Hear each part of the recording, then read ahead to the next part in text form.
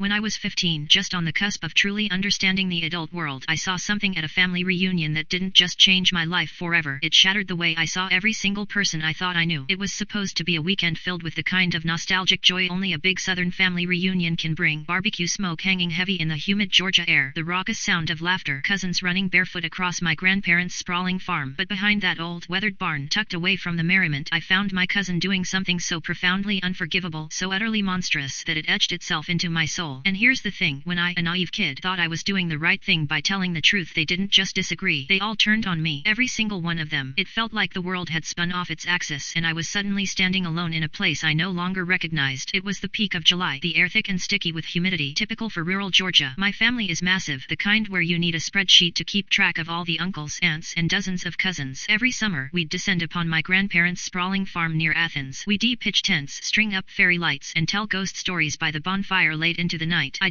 always loved it, cherished those humid, mosquito-bitten evenings. It was my favorite part of the year. But that summer, 2011, I wasn't just a kid anymore. I was 15, old enough to see things I hadn't seen before, old enough to hear the hushed whispers when the grown UPS thought the kids weren't listening. It was like a veil had been lifted, revealing cracks in the perfect family facade I'd always believed in. I remember the exact moment. The sun was dipping low, painting the sky in fiery oranges and purples, and the scent of grilled chicken filled the air. I'd gone to get my little sister, Emma. She was only 9, a whirlwind of boundless energy, always wandering off to play hide-and-seek with the younger cousins in the sprawling fields. I followed the sound of giggles, past the old rusted tractor, heading towards the back of the property, towards the ancient, leaning barn that everyone said was haunted, and that's where I found her, behind the barn. But I definitely wasn't alone. My heart, even now, races remembering that split second before I fully understood what I was seeing. My blood ran cold. The giggles had stopped. What I saw wasn't a game. I saw my cousin, Tyler, 17, almost 18, the quintessential football star, everyone's golden boy. He was the pride of the family, destined for a college scholarship, adored by every aunt and uncle. And he was cornering Carly, our neighbor's daughter, against the rough wooden planks of that old barn. She was tiny, only 13, barely out of childhood. Her face was pale, utterly terrified, frozen in a silent scream. Her eyes, wide and filled with pure, unadulterated fear, were locked onto mine the moment I stepped into view. I didn't even think. My mouth moved before my brain caught up. Tyler. The name ripped from my throat, raw and loud in the quiet evening. He spun around, his head snapping towards me like an animal caught in headlights, his face contorted in a mask of shock and instant rage. Carly, seeing her chance, seized it. She bolted, scrambling away from him, a blur of motion disappearing around the corner of the barn. Tyler's eyes, now fixed solely on me, narrowed into menacing slits. He took a step forward, raising his fist, not quite touching me, but the threat hung heavy in the air. His voice was a low, dangerous growl, completely unlike the charming Tyler everyone knew. You say one word about this, Olivia, and I swear to God, I'll make you regret it. I will ruin you. The words, cold and sharp, sliced through the humid air, wrapping around me, suffocating me. I felt a primal fear, a chill that had nothing to do with the setting sun. But even through that fear, I knew one thing with absolute certainty. I had to tell someone. I had to. My legs were shaking, but I ran straight back to the campfire, to the loud, comforting chaos of the reunion. I found my mom by the picnic tables, laughing with Aunt Carol. I grabbed her arm, pulling her aside, my voice a frantic whisper, tumbling out the words about Tyler and Carly. Her laughter died. She looked at me, her face going from bewildered to bone white. Then, to my utter shock, she shook her head, a slow, deliberate movement that felt like a denial of everything I'd ever been taught. Don't you dare repeat that, Olivia, she hissed, her voice low and furious, her eyes darting around to see if anyone had overheard. You don't know what you saw. It was a denial, an immediate, visceral attempt to shut me down. My dad, joining us, quickly agreed, his face grim. She's right, Liv. You're confused. You don't know what you saw. You'll ruin this family. Tyler's got a scholarship. Boy, you wanna ruin his life. Think about his future. His words hit me like a physical blow. The same people who had drilled into me the importance of honesty, who had punished me for the smallest lie, were now begging me to cover up something so monstrous, so clearly wrong. It was a betrayal far deeper than anything Tyler had done. It was like their moral compass had suddenly spun wildly off course. The entire family, piece by piece, started to close ranks around Tyler. My grandma, the matriarch, pulled me aside, her eyes watery, her voice soft but firm. She held my hand, saying I was just confused, that I'd misunderstood a playful moment. Aunt Mary, Tyler's mother, became cold and venomous, whispering that I was just jealous of Tyler's perfect life, trying to tear him down. They made me sit next to him at dinner that night, forced smiles all around, as if nothing had happened. The smell of barbecue, the sound of laughter, it all felt like a grotesque parody. Meanwhile, I saw it. Carly's parents, grim-faced and quiet, packed up their car and left before dawn the next morning. No one said why. No one dared. The silence was deafening, a heavy blanket of unspoken complicity, and I was trapped under it. For a week after the reunion, I barely slept. My mind replayed the scene behind the barn over and over again, like a broken film reel. Carly's terrified eyes, Tyler's snarling face, my own parents' desperate pleas to keep silent. Emma, innocent and oblivious, would ask me why I was so quiet, why I wasn't playing with her like I used to. I'd just mumble something about being tired, about still being worn out from the reunion. How could I explain it to her? How could I tell a 9-year-old that the adults, the people who were supposed to protect her, were willing to sacrifice someone else's safety for their own reputation? Every time I closed my eyes, Carly's face flashed behind my eyelids. I saw her running, her small frame disappearing into the shadows. I knew she was scared. I knew she'd probably never say a word, not after what had happened, not after everyone else, including her own family who silently spirited her away, had signaled that silence was the only option. They had made me shut up. They had made her shut up. But a desperate, burning truth gnawed at me. If I stayed silent, then I was just as complicit as them. I was betraying Carly just as much as Tyler had. The weight of that knowledge, the crushing guilt of not acting, was becoming unbearable. It was a battle raging inside my own head, the fear of ostracism versus the burning need to do what was right. And in that quiet, desperate battle, the need to do what was right slowly, agonizingly, began to win. So, late one humid afternoon, still wrestling with the fear but driven by a righteous anger that had finally solidified, I did what they didn't expect, what no one in my family, certainly not my parents, would ever have anticipated. I found the number for the county sheriff's office myself, hidden deep in the phone book, tucked away in the back of a dusty drawer. My fingers trembled as I dialed. I told them everything, every horrifying detail. The deputy on the other end, his voice calm and steady, asked me to come in to give a formal statement. The next day, my dad followed me there, his face a mask of disbelief and quiet fury. He didn't shout, didn't rage. He tried to drag me back before I could even open my mouth, pulling at my arm, his voice low and pleading. Olivia, please, don't do this. Don't ruin your life over this. But I looked at him, truly looked at him, and for the first time, I saw him not as my infallible father, but as a man making a terrible, cowardly choice. And I walked away from his grasp. I did talk. I sat in that sterile office, the air conditioning chilling my skin, and I gave my statement. Every detail, every word, every painful memory. I didn't hold anything back. They promised to find Carly, and they did. She told them everything, too. Her words, combined with mine, were enough. The arrest came 3 days later. The news spread through the family like wildfire, much faster than any gossip ever had. I heard the sirens first, wailing in the distance, then saw the flashing lights pull up to Aunt Mary's house, just down the road. Moments later, Tyler's mom, Aunt Mary herself, was screaming at me in my own front yard, her face blotchy and distorted with rage and tears. You did this. You ruined him. You are no son of this family, Olivia. You've ruined our lives. She spat the words at me, her accusations feeling like physical blows. The family fractured instantly. It was like a fault line had opened up, dividing everyone. Half the family, Tyler's immediate side, and those two invested in the perfect family narrative, blocked me and my parents, stopped taking our calls, looked away if they saw us in town. My dad didn't speak to me for weeks, the silence between us heavier than any shouting match could have been. Mom just cried, soft, muffled sobs behind closed doors, caught between her daughter and her husband, between love and what she knew was right. But then, people would ask me, in hushed tones, if I regretted it, if I regretted blowing up my family, ruining Tyler's life, and every single time, the answer was a resounding, unshakable no. I couldn't.